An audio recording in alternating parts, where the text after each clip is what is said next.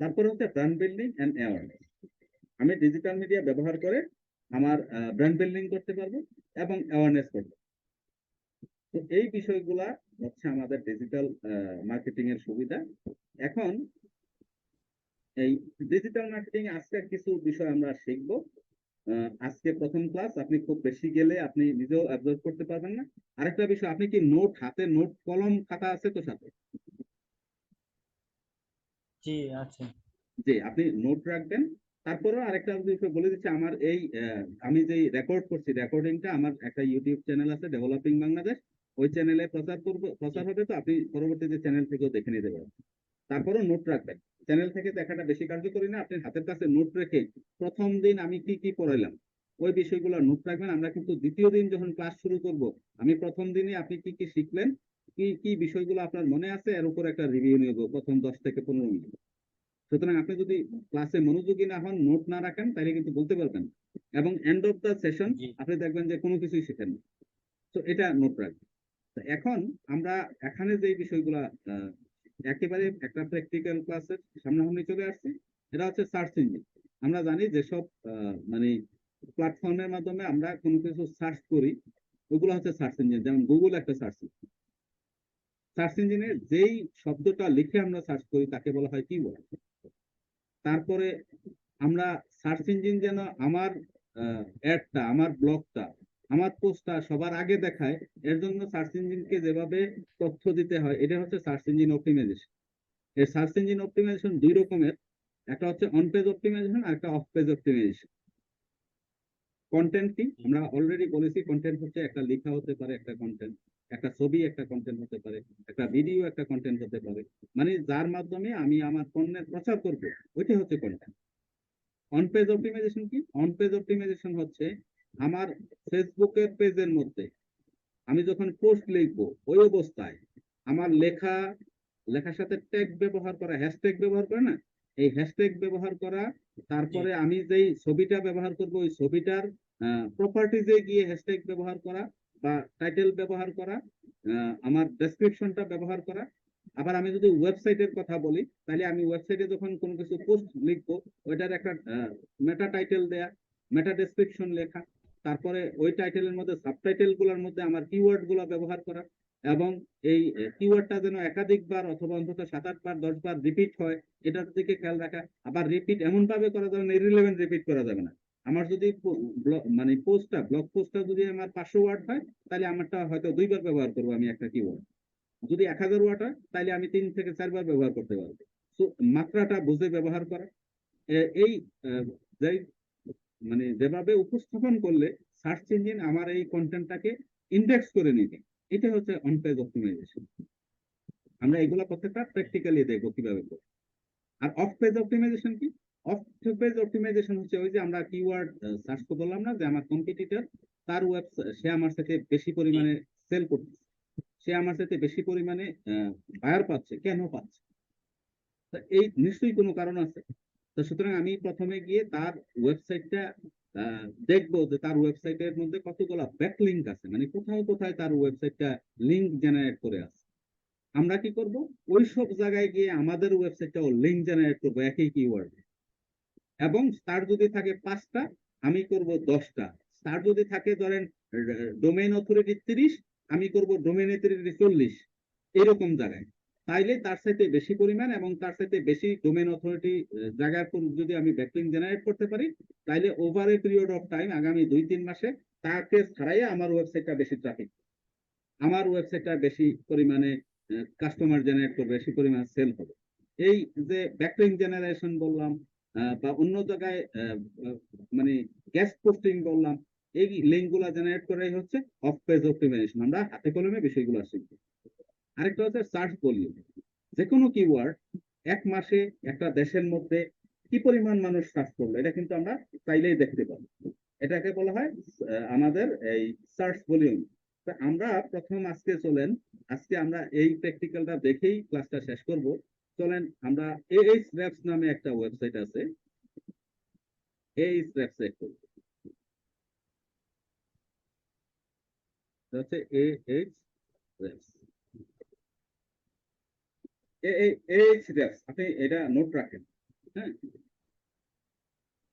এই এইচ র্যাপসে যখন আসবেন, এখানে এসে সবার নিচে যদি চলে যাই, ধরেন এখানে হচ্ছে এই এই সবগুলা সার্ভিস, আমরা সবগুলা তথ্য ওনার কাছে পাবো, এইচ র্যাপসে পাবো। এখানে প্রথমে আমরা একটা জিনিস জি হচ্ছে কিওয়ার্ড জেনারেটর। কিওয়ার্ড জেনারেটর হচ্ছে, কিওয়ার্ড ধরেন আমরা যেমন উদাহরণ দিচ্ছিলাম যে হাত ঘড়ি, রিস্ট ওয়াচ, রিস্ট ওয়াচ উদাহরণ দিচ্ছিলাম না। এই রিস্ট ওয়াচ আমরা প্রথমে দেখব বাংলাদেশে কি পরিমাণে সার্চ রিস্ট ওয়াচ লেখে। ফাইন, এই দেখেন, এই রিস্ট ওয়াচ শব্দটা লিখে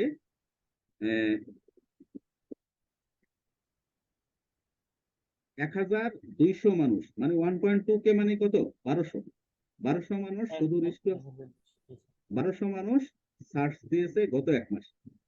এটা হচ্ছে মান্থলি সার্চ বলবো। Wrist watch price in Bangladesh লেখে 450 জন গত 1 মাসে সার্চ দিয়েছে। রিস্ট ওয়াচ ফর মেন লেখে 200 মানুষ সার্চ দিয়েছে। Titan wrist watch price in Bangladesh লেখে 90 জন মানুষ সার্চ দিয়েছে। এভাবে যে কোনো কিওয়ার্ড, যে কোনো শব্দ আমরা কি পরিমাণে সার্চ পয়েন্ট, মানে সার্চ ভলিউমটা আমরা খুব সহজেই জানতে পারবো। এই এইচ রেফ, এইচ রেফসে আসলাম, এসে আমরা কিওয়ার্ড জেনারেটরে আসলাম। কিওয়ার্ড জেনারেশন লিখে আমরা আমাদের যেই শব্দটা, মানে যেই কিওয়ার্ডটা আমি সার্চ করব, ওই কিওয়ার্ডটা লিখলাম, এবং পাশাপাশি হচ্ছে কোন দেশের সার্চটা দেখবো। যেমন বাংলাদেশেরটা দেখলাম, চলেন চলেন দেখে একটু ইউনাইটেড স্টেটসে দেখি আমেরিকায় কি পরিমাণ মানুষ রিস্ট ওয়াচ লেখে।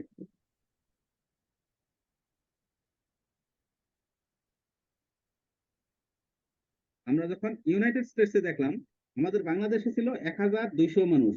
এখানে আমেরিকায় দেখেন গত 1 মাসে 5500 মানুষ রিস্ট ওয়াচ থেকে সার্চ দিয়েছে।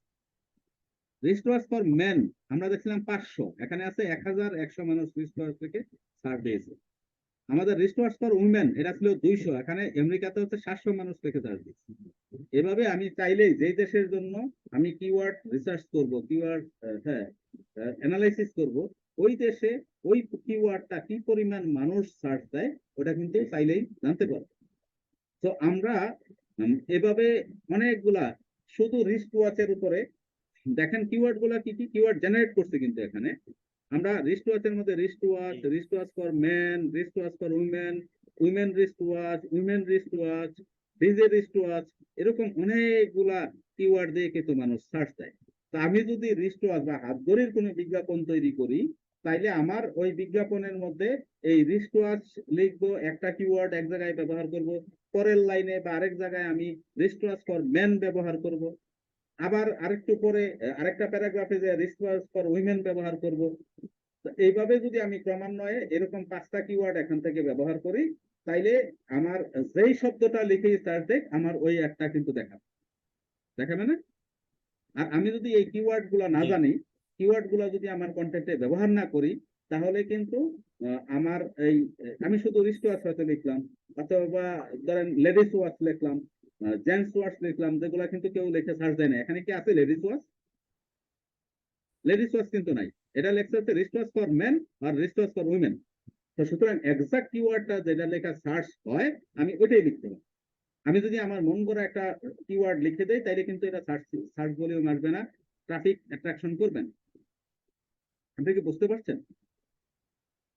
জি সুতরাং এখানে আমরা প্র্যাকটিক্যালি দেখলাম। আর এখানে 3টা ইনফরমেশন আছে। একটা হচ্ছে এটা হচ্ছে ভলিউম, মানে হচ্ছে 1 মাসে এই কিওয়ার্ডটা কি পরিমাণে মানুষ দেখবে। আরেকটা হচ্ছে কেডি। এই কেডিটা হচ্ছে কিওয়ার্ড ডিফিকাল্টি। আমি যদি এই রিস্ট ওয়াচ শব্দটা দিয়ে, রিস্ট ওয়াচ কিওয়ার্ডটা দিয়ে গুগলে র্যাঙ্ক করতে চাই, তাইলে আমার কি পরিমাণ কষ্ট হবে, ডিফিকাল্ট। এটা হচ্ছে কেডি। এখানে কেডি দেখেন 74, মানে আমেরিকাতে আপনি কোন সাইট পাবলিশ করে রিস্ট ওয়াচের জন্য গুগল সার্চ রেজাল্টের মানে 1 নম্বরে আসা খুবই ডিফিকাল্ট হবে। মানে 74, 100-র মধ্যে 74 হচ্ছে ডিফিকাল্টি। কিন্তু আমরা বাংলাদেশে কত দেখছিলাম, আমি চলেন বাংলাদেশে দেখি কত।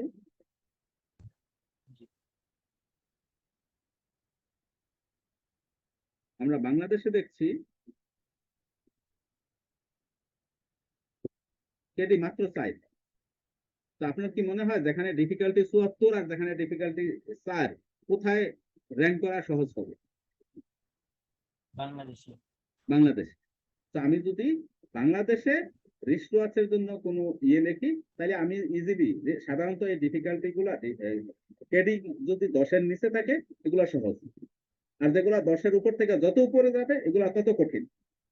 তো বাংলাদেশে আমি রিস্ক ওয়াচের উপরে ধরেন হয়তো একটা মানে ওয়েবসাইট করলাম, করে আমি ২টা বা ৪টা ব্যাকলিঙ্ক জেনারেট করলেই আমার এই সাইটটা র্যাঙ্কে চলে আসবে রিস্ক ওয়াচের জন্য। র্যাঙ্কে চলে আসলে কেউ যখন গুগলে গিয়ে রিস্ক ওয়াচ লিখে সার্চ দিবে, বাংলাদেশের ভিতর থেকে যারা সার্চ দিবে তাদেরকে গুগল আমার সাইটটা সহজে দেবে।